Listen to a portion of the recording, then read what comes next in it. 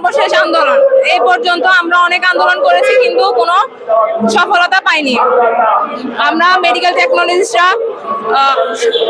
আমরা মেডিকেল টেকনোলজিস্টরা সব দিক থেকে অবহেলিত, অথচ বাংলাদেশের স্বাস্থ্য খাতে মেডিকেল টেকনোলজিস্টরা সব ডাক্তারদের পাশাপাশি মেডিকেল টেকনোলজিদের গুরুত্ব অপরিসীম।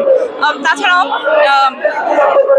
আমরা যে মেডিকেল টেকনোলজিস্টরা যে টেস্টগুলো করে সিটি স্ক্যান হইতে এমআরআই হতে ব্লাড টেস্ট হইতে সকল টেস্ট মেডিকেল টেকনোলজিস্টরা করে থাকে, কিন্তু তবুও সঠিক সুচিকিৎসা থাকার না কারণে মেডিকেল টেকনোলজিস্টরা অবহেলিত এবং বাংলাদেশে সঠিক চিকিৎসা না থাকার কারণে তারা বাংলাদেশের জনগণ বিভিন্ন দেশে চিকিৎসার জন্য যাচ্ছে।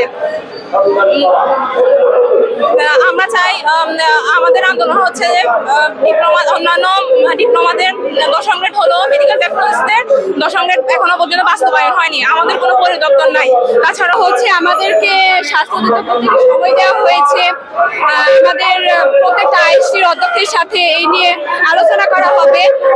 তার মধ্যে আমরা এখন হচ্ছে প্রেস ক্লাবে আছি, যদি স্বাস্থ্য অধিদপ্তর থেকে অধ্যক্ষদের সাথে এটা নিয়ে কথা হয় তাহলে হচ্ছে মানে আমাদের অধিকারটা যদি দিয়ে দেয়, আমাদের দাবিগুলো পূর্ণ হয়, তাহলে তো আমরা আর কোনো আমাদের এটা আমাদের অধিকার। আমাদের দাবিগুলো হচ্ছে, প্রথম দাবি হচ্ছে স্বতন্ত্র পরিদপ্তর গঠন করতে হবে, ডিপ্লোমা ডিগ্রিধারীদের 10ম গ্রেড প্রদান করতে হবে এবং দ্রুত নিয়োগের ব্যবস্থা করতে হবে। গ্রাজুয়েট টেকনোলজিস্টদের 10ম গ্রেড প্রদান করতে হবে এবং স্ট্যান্ডার্ড সেটআপে অন্তর্ভুক্তিকরণ করতে হবে। মেডিকেল টেকনোলজিস্ট কাউন্সিল গঠন ও প্রাইভেট সার্ভিস নীতিমালা প্রণয়ন করতে হবে। ঢাকা আইএসটিকে বিশ্ববিদ্যালয়ে রূপান্তর এবং অন্যান্য আইএসটির নাম পরিবর্তন করে বিষয়ভিত্তিক শিক্ষা নিশ্চিত করতে হবে। স্বতন্ত্র বোর্ড গঠন এবং ছাত্রছাত্রীদের প্রশিক্ষণ ভাতা চালু করতে হবে। জি, আমরা প্রেস ক্লাবে এই নিয়ে দ্বিতীয় দিন আছি। এর আগে আমরা হচ্ছে ডিজি হেলথে অবস্থান করেছি 2 দিন। আমাদের দাবি যতদিন না আদায় হবে ততদিন আমরা অবস্থান কর্মসূচি বিক্ষোভ মিছিল করে যাব, যতদিন আমাদের দাবি আদায় হয়।